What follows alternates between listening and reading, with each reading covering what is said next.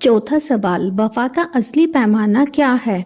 हल करने के बाद हातिम और हमजा का सफ़र और भी कठिन और रहस्यमयी हो गया।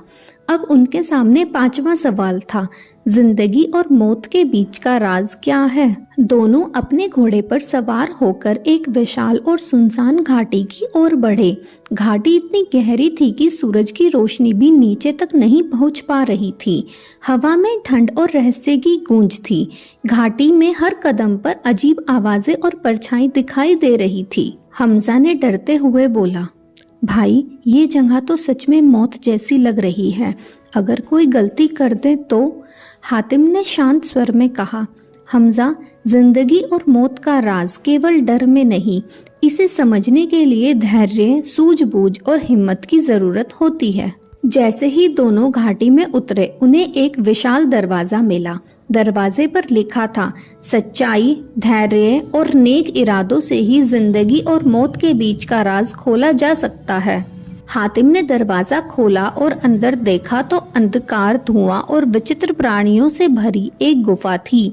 हर प्राणी जिंदगी और मौत के बीच संतुलन पर सवाल उठा रहा था।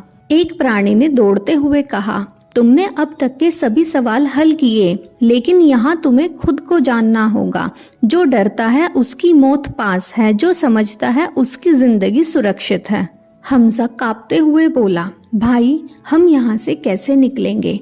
हातिम ने कहा, देखो, जिंदगी और मौत केवल शरीर से नहीं बल्कि हमारे मन और आत्मा से होती है। जो अपने डर और लालच से लड़ता है वही सही रास्ता पा सकता है। दोनों ने गुफा के अंधकार में कदम रखा। प्रत्येक कदम पर रहस्य और परीक्षा बढ़ती गई। कभी लगता कि जमीन गायब हो रही है, कभी लगता कि प्राणी उन पर हमला करेंगे, लेकिन हातिम का दिल स्थिर था। गुफा के अंत में एक चमकदार पत्थर प्रकट हुआ। हातिम ने उसे उठाया और देखा कि उस पर लिखा है, जिंदगी और मौत का असली राज डर और लालच पर विजय पाने वाला ही समझ सकता है।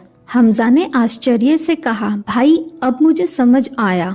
मौत केवल शरीर की नहीं बल्कि डर और लालच की भी होती है। हातिम मुस्कुराया और बोला, सही कहा। अब 5 सवाल हल हो गए। हमारे पास केवल 2 सवाल बाकी हैं। इंसान की सबसे बड़ी ताकत और खुदा के नूर तक पहुंचने का रास्ता क्या है? इस तरह हातिम और हमजा ने 5 सवालों के जवाब ढूंढ लिए। क्या वह बचे हुए 2 सवालों के जवाब ढूंढ पाएंगे? जानने के लिए देखिए हातिम ताई।